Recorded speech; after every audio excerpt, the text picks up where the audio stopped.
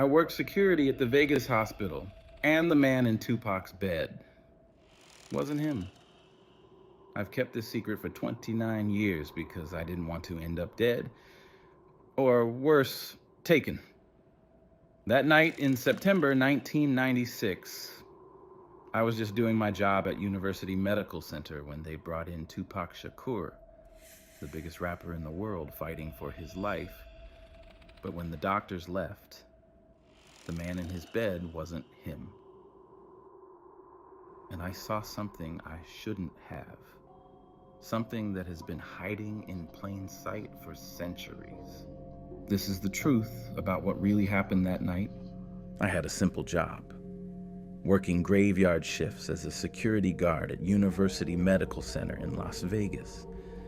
After my time in the military as an MP, civilian life felt strange. I didn't belong. I was too restless, too used to the discipline. The nights at the hospital were quiet, routine until that one. It started like any other shift. A few calls over the radio, staff moving in and out, the constant hum of fluorescent lights overhead. But then the news hit the airwaves. Tupac Shakur had been shot. The chaos that followed was immediate. Emergency vehicles raced down the hospital's driveway, sirens blaring, lights flashing. The media was already outside, swarming, pushing, yelling into their cameras. It felt like the whole world was holding its breath. Tupac was one of the biggest names in music in the world. His fight for survival had just become the most important thing happening in Las Vegas. And that night, I was one of the few people who got to see it up close. I was assigned to guard his room once he was brought in, though I wasn't told the specifics. Just follow the standard procedure. But something about the whole situation didn't feel right. First, there were the men in suits. Too calm, too prepared. They arrived before the ambulance even pulled in. I watched them, strangers to the hospital, move with the precision of soldiers, blocking certain doctors from accessing the area. They didn't look like the type who cared about protocol. They were in control of the whole situation. Their presence made the hair on the back of my neck stand up, but no one questioned them. After all, this was Tupac Shakur, the man whose music had shaped a generation, and now his life was in the hands of strangers. They asked for a specific team of doctors, restricted access, and no one seemed to bat an eye. The hospital had been through plenty of high-profile cases, but this was different. There was a tension in the air that felt more dangerous than anything I'd experienced before. I was stationed outside Tupac's room, doing my usual rounds. The minutes stretched into hours. I watched the steady stream of people entering and leaving the restricted areas, their hurried steps betraying the fear in the air. The staff was whispering among themselves. Someone would mention something about his condition, but no one ever spoke loudly enough for me to hear the details. That's when I saw it. A tall man in a suit moving swiftly down the hallway. He didn't belong. I followed him as quietly as I could. He entered a service elevator that was supposed to be locked down during the night shift. It shouldn't have been in use, not with the special security protocols in place for Tupac. But there he was, stepping inside, disappearing behind the heavy doors. I told myself it was nothing. A mistake, maybe. But something nagged at me. Later that night, things got even stranger. I made my way back to Tupac's room, passing the hallway with the soft glow of fluorescent light bouncing off the polished floors. I was there alone now. The door to Tupac's room was cracked open, and I could see a figure lying in the bed, still, barely breathing. The movement beneath his skin, it didn't seem natural, It wasn't Tupac. Not the way I remembered him. I stepped closer, the air thickening with the weight of my own hesitation. That's when I saw them. His eyes opened, wide, too wide, and I saw them, the pupils vertically slitted like a reptile's. My heart froze in my chest. I could barely breathe. My legs wanted to move, but I couldn't look away. But this wasn't the end. I had no idea then that I had just crossed the point of no return. The following 24 hours blurred together in a haze of confusion and tension. Tupac's surgery was deemed critical, but I wasn't privy to any of the details. I was just there to do my job. Guard his room. Keep an eye on the door. Make sure no one sneaked in or out. But I couldn't shake the feeling that I was being watched. Not just by the men in suits, but by something else. Something far bigger and darker. By the time the sun had set, the mood in the hospital had shifted. The emergency room had emptied out, but the private wing where Tupac was being kept remained under constant guard. Every time a nurse or doctor entered, they'd glance around like they were checking for something or someone. Every conversation I overheard, every whisper down the hallway seemed to carry a sense of urgency that went far beyond the usual concern for a famous patient. I spent most of my time pacing the hall outside Tupac's room, not wanting to stray too far. My mind kept returning to the moment I saw those eyes, the way they stared at me with something alien, something otherworldly. It had been like looking into the eyes of a predator, cold and calculating. But I couldn't let myself think about it too long. If I did, I might start to believe that everything I'd seen was real. At one point, as I was making my usual rounds, I noticed something unusual.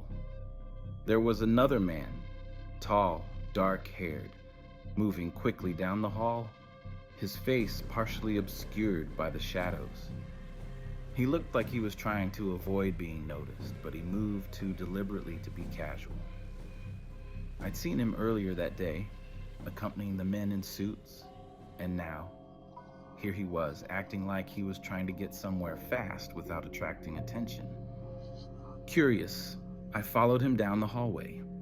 He slipped into the service elevator, the same one I'd seen used earlier. This time, I couldn't ignore it. Something was wrong. Why would this man, who seemed to have no connection to the hospital, be going into a restricted area? The elevator's door closed, and I stood there frozen for a moment, my instincts screaming that I should have done something. But what could I have done? I was just a guard. I wasn't supposed to ask questions. Still, the nagging thought stayed with me. I made my way back to Tupac's room, walking slower this time, glancing over my shoulder, wondering if I was being followed. I knew it was ridiculous, but when you're working graveyard shifts, your mind starts to wander, playing tricks on you. When I got to his room, the door was ajar. There was no noise, no movement from within. I pushed it open slightly, just enough to peek inside. And that's when I saw him lying motionless in the bed. He looked just like Tupac, but something felt wrong. The rise and fall of his chest was too slow, too shallow. I moved closer, my breath hitching. And then, without warning, his eyes snapped open, that same cold reptilian gaze. I froze. I couldn't look away. The man in the bed was staring at me with a familiarity that sent a chill down my spine. It wasn't just his eyes that were different. It was the way he moved. His features were almost too perfect, too symmetrical. The slight twitch of his mouth wasn't natural either. It was calculated, like someone trying to mimic emotion but failing. I stood there for what felt like an eternity, my feet glued to the floor. My heart raced, but I couldn't bring myself to step back. This wasn't real. It couldn't be. I was a security guard, not some conspiracy theorist. But I had seen what I'd seen. The worst part was that I couldn't even scream. I couldn't even run.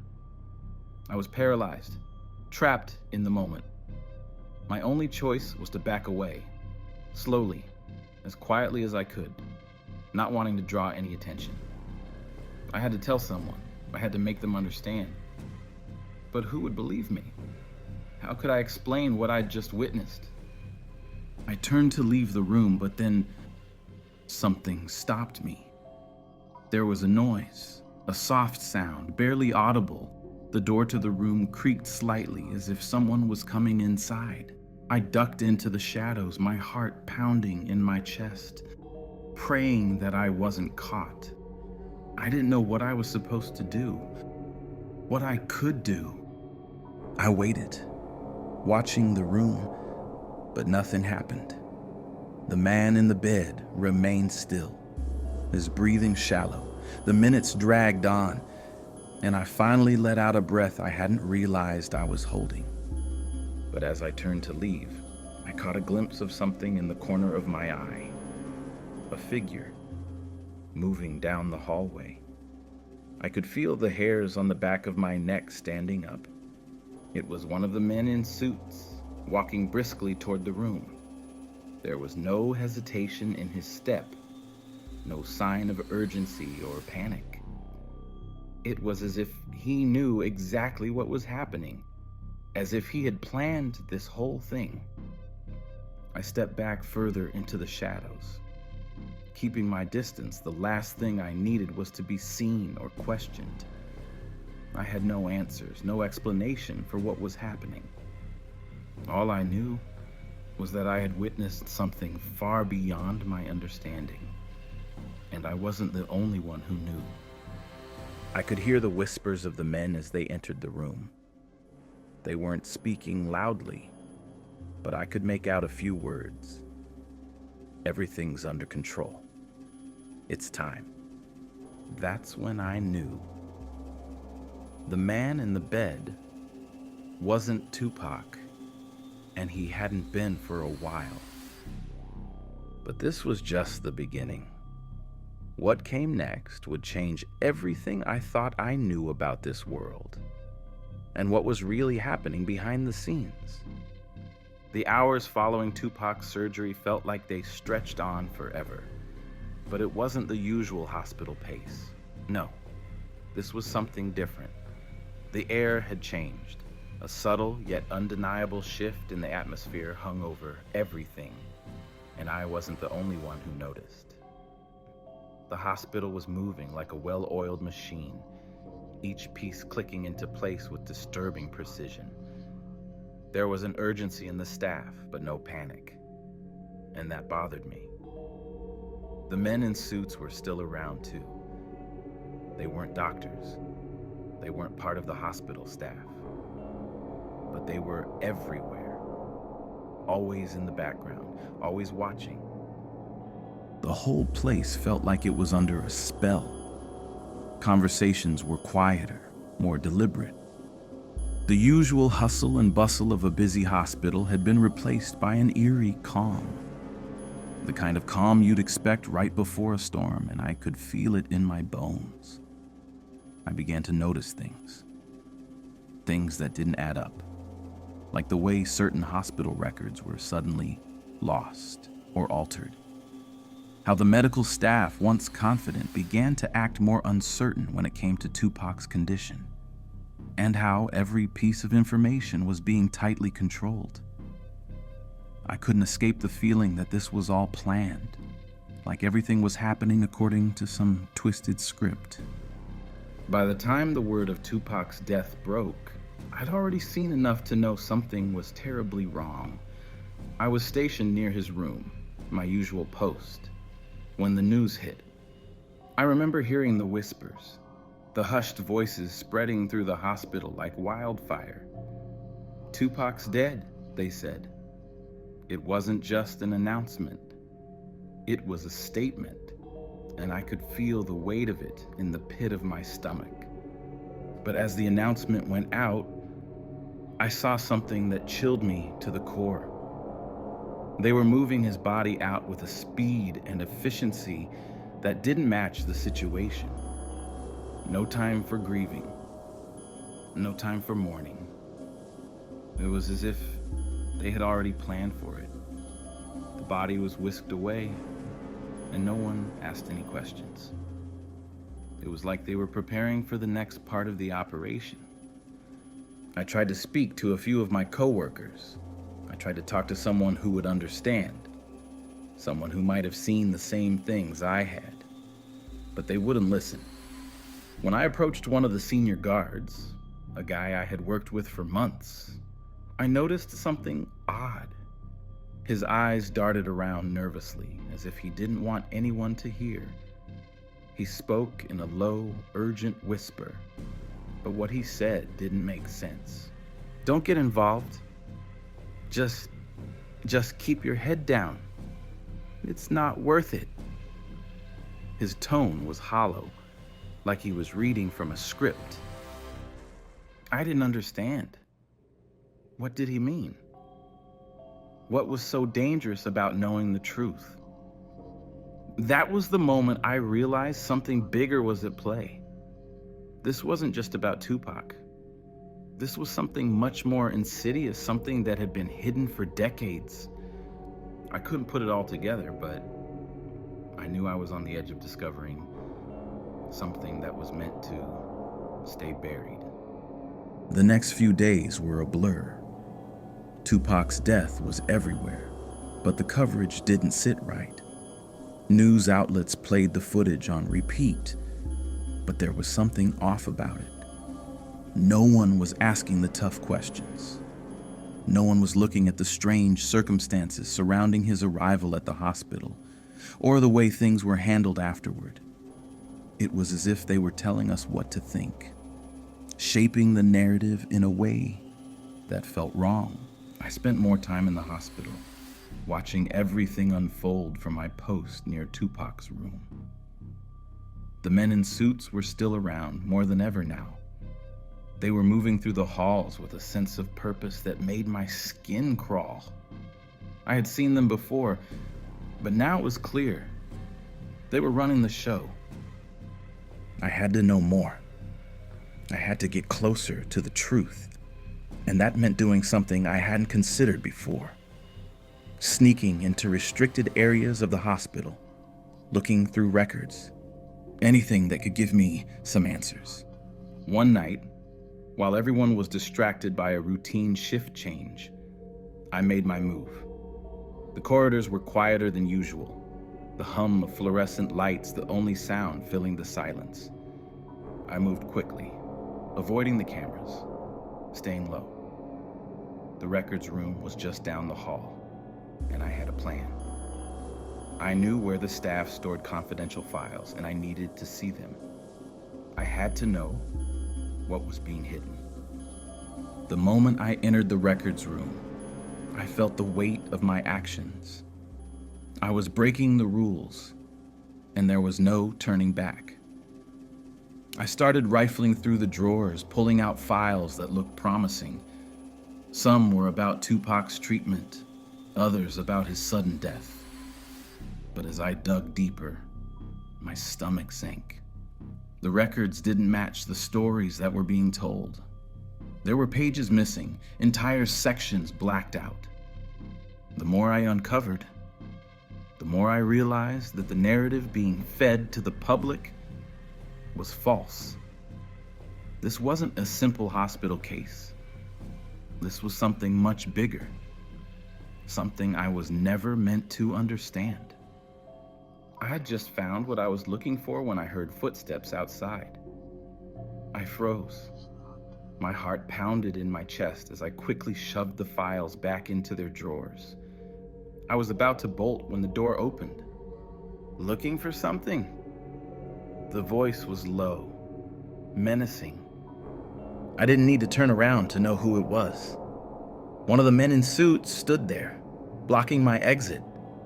I felt a rush of panic flood through me, but I couldn't move. I knew I was trapped. "You shouldn't have seen this," he said, stepping closer. "But it's too late now. You're already in." Before I could react, the man grabbed my arm and yanked me toward the door. My mind raced. What had I gotten myself into? And worse, was I going to make it out alive? And then came the most devastating news of all. The files I had found, the truth, was gone. "Let me know how this chapter works for you." You said, "You can proceed to the next chapter 4. Make it 850 words only." ChatGPT said, Chapter 4, The Research. It was the week after Tupac's death, and I couldn't shake the feeling that everything I'd witnessed was part of a much larger story, one that had been playing out for far longer than any of us realized. I couldn't stop thinking about the second Tupac I'd seen that night, the one whose eyes weren't human. The look in his gaze, the unnatural stillness haunted me. The more I tried to push it out of my mind, the more it clawed its way back in. I started obsessively researching, diving into everything I could get my hands on. I didn't even know what I was looking for at first, but I had to find an explanation. I couldn't sleep. I couldn't eat. The truth felt like a puzzle, and every missing piece dragged me deeper into the web. I spent nights hunched over books, browsing old conspiracy websites, reading through anything that might shed light on what I had seen. It started with the obvious: alien conspiracies, government cover-ups, and the idea that the rich and powerful were being replaced by shape-shifting beings. Ridiculous, right? But the more I dug, the more patterns started to emerge. There were whispers here and there about the manipulation of history, about influential people changing after near-death experiences, but no one seemed to connect the dots. That's when I stumbled upon the ancient texts. It started with one article on a fringe website, Sumerian scriptures lost and forgotten for millennia. The theory was simple, yet terrifying. There were entities, ancient beings who could inhabit the bodies of humans, replacing them and guiding humanity from the shadows. I laughed at first. It was crazy. But the more I read, the more it made sense. There were consistent patterns in history. Politicians, leaders, even artists who seemed to change overnight, as if someone had pulled the strings and made them do things they wouldn't have otherwise done. The idea that a person could be replaced, that their essence could be consumed by something else, wasn't just some sci-fi fantasy. It was an ancient reality. And there was something that struck me deep in my core. Tupac was a part of it. He wasn't the first, and he wouldn't be the last. The more I learned, the more it seemed that Tupac's rise to power, his influence, was no accident.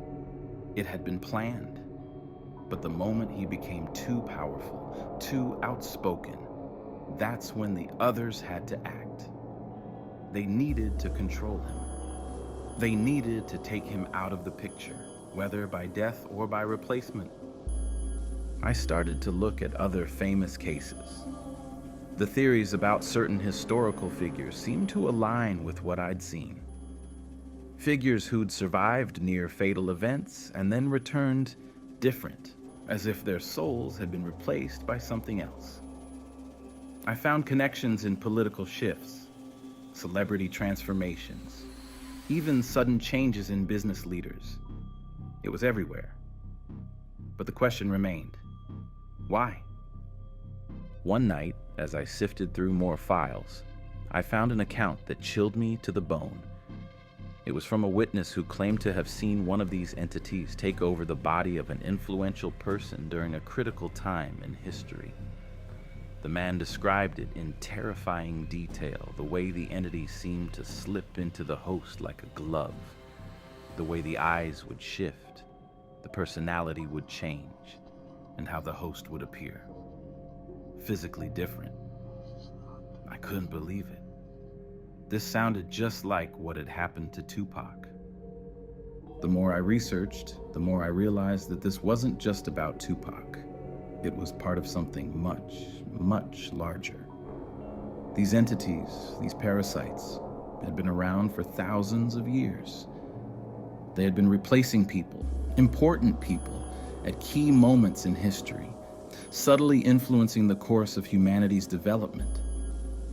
They weren't here to destroy us, but to guide us, to keep us from making the mistakes that would lead to our downfall. I found one particular text, an ancient Sumerian document describing beings that could wear human bodies like garments. They were said to be caretakers of humanity, sent to monitor our progress and ensure we didn't destroy ourselves. The text warned that when the time came, these entities would choose certain humans to replace and guide them through moments of crisis. They would be the ones to make decisions for the greater good, even if it meant sacrificing individual freedom. Reading that text, I had the horrifying realization that Tupac was never meant to lead a revolution. He was supposed to be a pawn, a tool. He had the potential to unite people, but he had also become too powerful. His voice had grown too strong. And when someone like him started speaking out, questioning the system, that was when the entities moved in. They had to take control of him. But the more I thought about it, the more I realized that Tupac wasn't the only one. These entities had replaced other influential figures throughout history. The entire social structure was built on the subtle manipulation of power by these parasites. They were working behind the scenes, subtly altering the course of history. That's when I found the underground forums. At first, I thought they were just more conspiracy theorists, but the stories they shared were eerily similar to my own experiences. They too had witnessed the replacement of influential people, and some even claimed to have been targeted by these entities themselves. I wasn't alone in what I had seen. There were others out there, others who had experienced the same chilling truth. One man on the forum posted something that sent a shock through my body. He claimed to have witnessed a replacement firsthand during a famous assassination. The details were unsettling, and the description of the entity's behavior matched the exact thing I had seen with Tupac. The man spoke of an underground network of people who had been tracking these replacements for years. They believed that humanity had been manipulated for centuries, and now we were reaching a tipping point. The more I dug, the more I found. Ancient texts, underground forums, and hidden accounts from people who claimed to have witnessed similar events all pointed to the same chilling truth. These entities had been orchestrating humanity's future for millennia. They weren't just invisible. They were the ones shaping the world from the shadows, guiding humanity's destiny. But I still didn't have the full picture. There was more to it. I had to know who these entities were, where they came from, and why they had chosen Tupac. But with each new discovery, I realized I was only scratching the surface. The more I learned, the more dangerous it became. I wasn't just researching anymore. I was being pulled into something much bigger. And the deeper I went, the more I realized that I had just become part of their plan. But what I didn't know was how close I was getting to the truth, and how much danger I was in because of it. The deeper I dug, the more I felt the heat closing in. It wasn't just my research anymore. The whispers had started again. Only this time, they weren't just from behind my computer screen. The feeling of being watched intensified. It was subtle at first. Little things. The feeling that someone was standing just behind me in a crowded room, the odd sensation of eyes following me wherever I went. I tried to ignore it, but then the phone call started. It wasn't a coincidence. The first time it happened, I was in my apartment scrolling through more of the bizarre articles I had uncovered.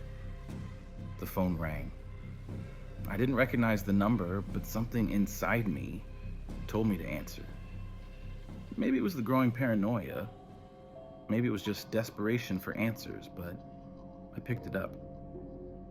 The line was dead silent. At first, I thought it was a wrong number, but then I heard it. A faint breath on the other end. My blood ran cold. I called out, "Hello? Who is this?" But there was nothing, just the sound of quiet breathing. I slammed the phone down, my heart pounding in my chest. I tried to rationalize it. Maybe it was just a wrong number or someone messing with me. But it didn't stop. The calls came at odd hours, at random intervals. Sometimes there were just whispers. Other times, distorted voices that sounded almost human but not quite. Each time I picked up the phone, I felt the air around me get heavier, suffocating. It wasn't paranoia anymore. Someone, something was following me. The next day, as I walked down the street, I caught a glimpse of someone out of the corner of my eye. A man standing by a storefront, his gaze fixed on me. He looked familiar, but I couldn't place him. And that's when it hit me.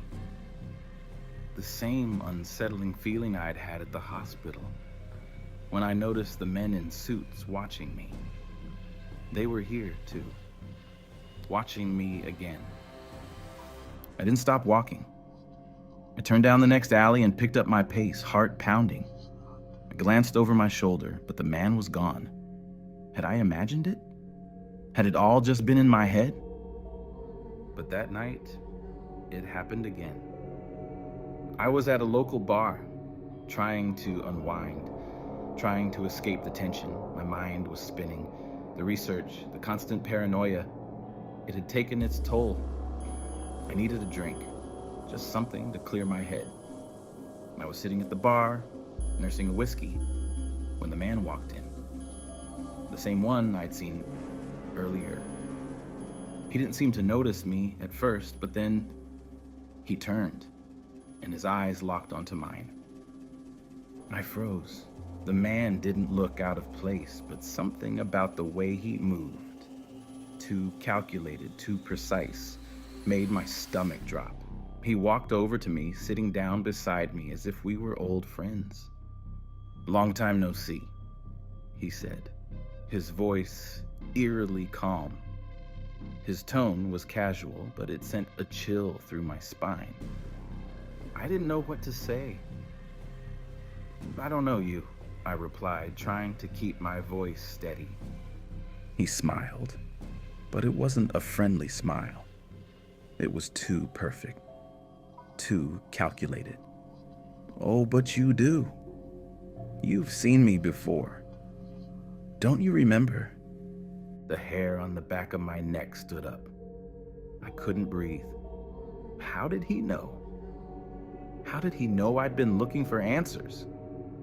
His smile widened as he leaned in closer, lowering his voice to a whisper. "You've been asking the wrong questions, but you're not ready for the answers." His eyes, those eyes, were too familiar. They were the same eyes I'd seen in that hospital room, cold, reptilian. His gaze bored into mine, and I felt something twist inside me. I wanted to run, but I couldn't move. He was in my head, inside my thoughts, and I couldn't escape it. "Curiosity has consequences," he said, his voice now a low growl. "You've seen too much. And now you're part of this. I wanted to scream. I wanted to fight back. But I was paralyzed, locked in place by the weight of his words.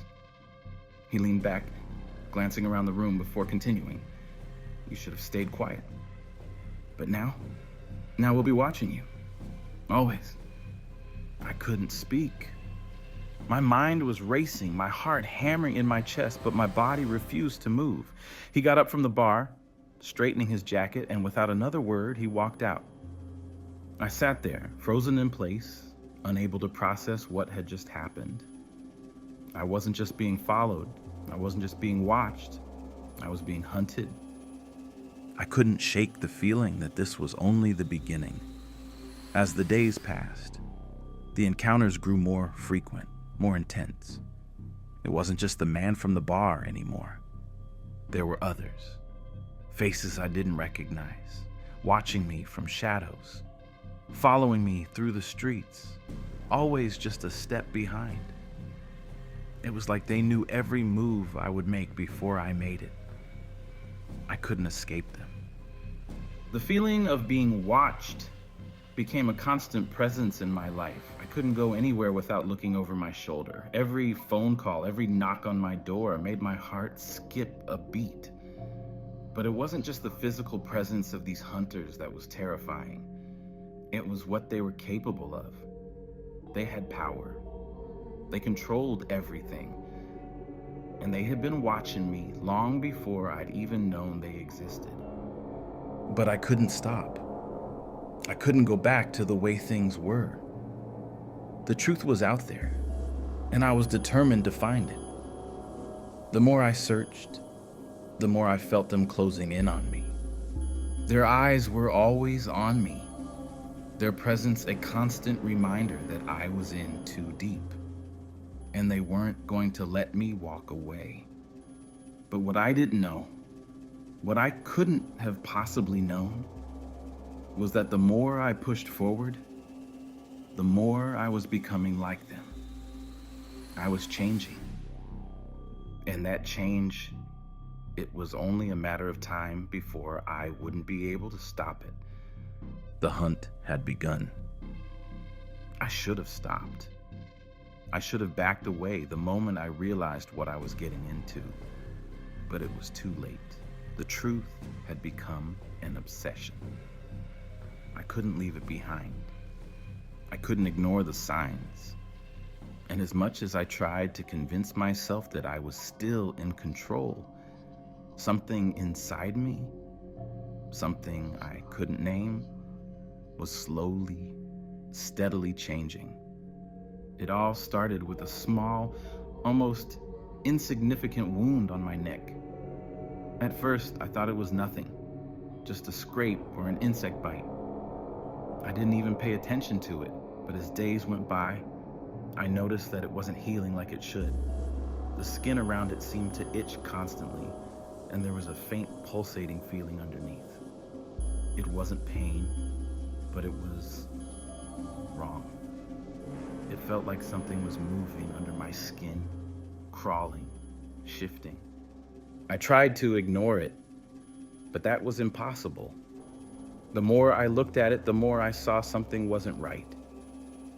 The wound started to spread, thin lines of discoloration radiating out from it like spider webs. The infection, if that's what it was, seemed to be taking over my body. But the worst part, I could feel it. Not just in my neck, but everywhere. Like something was sinking into my veins, spreading its influence deeper and deeper with every passing hour. I remember one night, I was sitting alone in my apartment staring at my reflection in the mirror. The lines on my neck were now unmistakable. They pulsed in time with my heartbeat, and no matter how much I scrubbed at them, they wouldn't disappear. My mind raced. What was happening to me? Was this part of it? Was I becoming one of them? I leaned closer to the mirror, my hand trembling as I touched the wound. That's when I noticed something that sent a chill through me. a change in my pupils. They were different. The way they contracted, tighter than they should have, almost like they were slits, like an animal's eyes. I froze. I had seen that before. I had seen it in Tupac's eyes, in that cold reptilian gaze. The realization hit me like a freight train. I wasn't just watching the world unravel anymore. I was becoming part of it. I had been infected. Whatever had taken over Tupac, whatever had replaced him, was now inside me. And I could feel it, inch by inch, taking hold of my mind, my body, my very essence. I tried to push it away. I tried to ignore it, but the changes didn't stop. My senses sharpened too much, too quickly. I could hear the faintest sounds from far away, even the whispers of people on the street outside my apartment. My skin was more sensitive, the air around me thick with the sharp scent of everything. But it wasn't just physical changes. My mind was shifting too. Thoughts that weren't mine started to invade my consciousness. Ideas and emotions that didn't belong to me. I began to have these vivid dreams. Nightmares, really. In them, I wasn't myself. I was standing in someone else's shoes, walking in someone else's life. I would wake up drenched in sweat, unable to shake the feeling that I was someone else entirely. The faces in my dreams were unfamiliar, yet I felt a strange sense of recognition when I saw them, like they were part of me, and I was part of them. The most terrifying part was the gaps in my memory. It wasn't that I was forgetting things. It was that I couldn't account for certain periods of time. Entire hours would vanish, and I'd be left with nothing but a sense of confusion, like I'd been somewhere, done something, but couldn't remember it. There were moments where I'd find myself staring at something, my hands, my reflection, and I didn't recognize them as my own. My mind wasn't mine anymore. It was as if something else was pulling the strings and I was just along for the ride. It wasn't long before I started to see the effects of the infection in my physical appearance. The eyes were the first to change. They weren't just slits anymore. They had become something else entirely. Something alien. When I looked into the mirror, I could see the change in my face too. My features were becoming sharper, more angular, less human. The infection was spreading beyond my neck, creeping into my skin, into my bones. I was starting to lose myself. I wasn't just infected. I was becoming one of them. I could feel the pull of their influence. Sudden bursts of anger, coldness, and detachment. The humanity I had once felt slipping away, replaced by something that didn't care.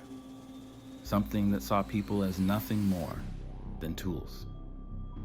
There were moments when I felt powerful, untouchable. And then there were moments when I felt nothing at all, just an empty void where my emotions used to be. I tried to find answers, tried to stop it, but how could I? The more I searched, the more I realized there was no stopping it. The infection was part of something bigger, something ancient. The entities, the parasites, they had been manipulating humanity for centuries. I was just another victim in their long game. And then I had a horrifying thought. Was this happening to others? Were there other people out there like me who had been infected, who were slowly losing their humanity? Or had I been the only one who had crossed this line? I started to watch people differently. I'd see them on the streets, in shops, at work, and I'd wonder, are they infected too? Are they being taken over piece by piece? The infection wasn't just physical, it was psychological. It was a transformation, a slow and insidious process that changed you from the inside out. One night, as I sat alone in my apartment, staring at my reflection, I realized something even worse.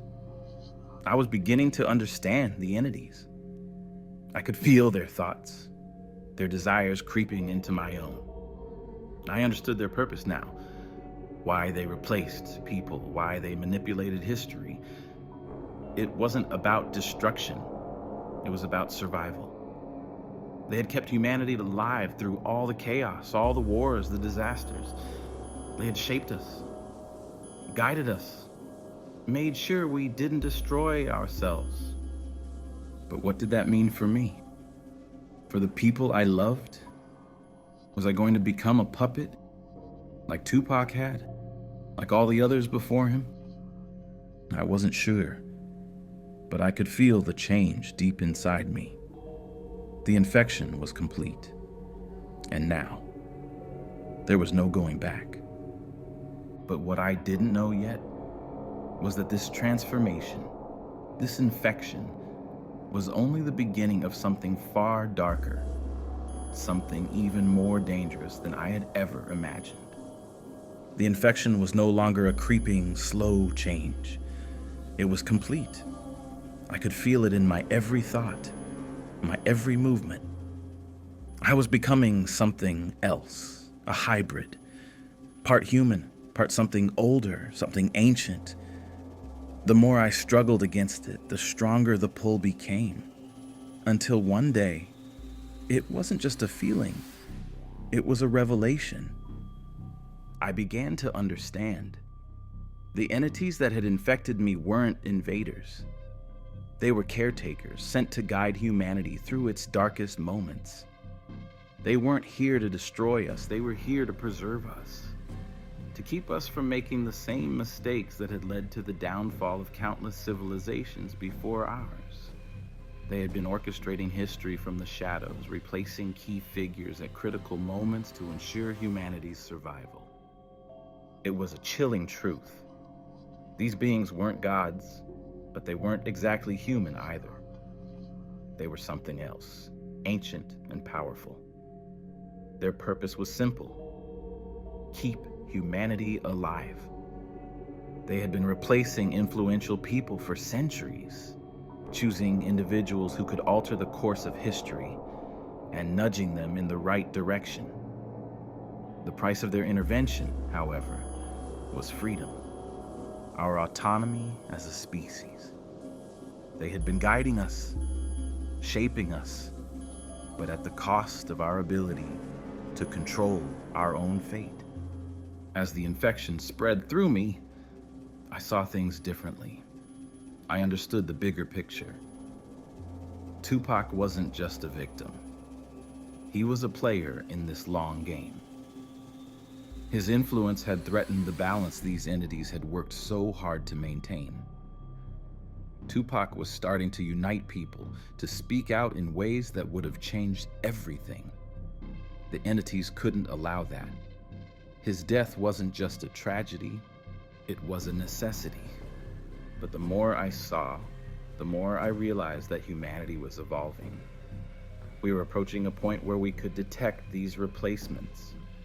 We were getting too close to the truth, and the entities, these caretakers, were growing desperate. I had a choice to make. I could expose everything I had learned, bring the truth to the world, but that would mean the end of their control, the end of their delicate balance. It could lead to chaos. Humanity might not be ready to guide itself. The consequences of that could be catastrophic. Or I could stay silent, allow them to continue their work, and protect humanity from itself. The decision wasn't clear, but as the infection grew stronger inside me, I began to understand one thing. We were reaching the end of their time. The moment of reckoning was coming. Humanity was growing too powerful, too self-aware. The great unmasking was approaching. And when it happens, we won't need the entities anymore. we'll be ready to guide ourselves. Final payoff? I'm telling you this now because I don't have much time left. The part of me that's still human is fading, but I needed you to understand the truth. They aren't evil, at least not in the way we think of evil. These entities have been watching over us for millennia, guiding us, ensuring our survival. They've replaced key figures in history, nudging humanity onto a path that won't destroy itself. Tupac was just another part of that plan. But their time is ending. Humanity's evolving, and we're on the verge of becoming something beyond their control. They're growing desperate, replacing more people than ever before. The question isn't whether we can fight them, it's whether we're ready to guide ourselves. The signs are already here. The unmasking is coming. Watch closely. When it happens, remember, we've always been watched. But now, it's our turn to lead.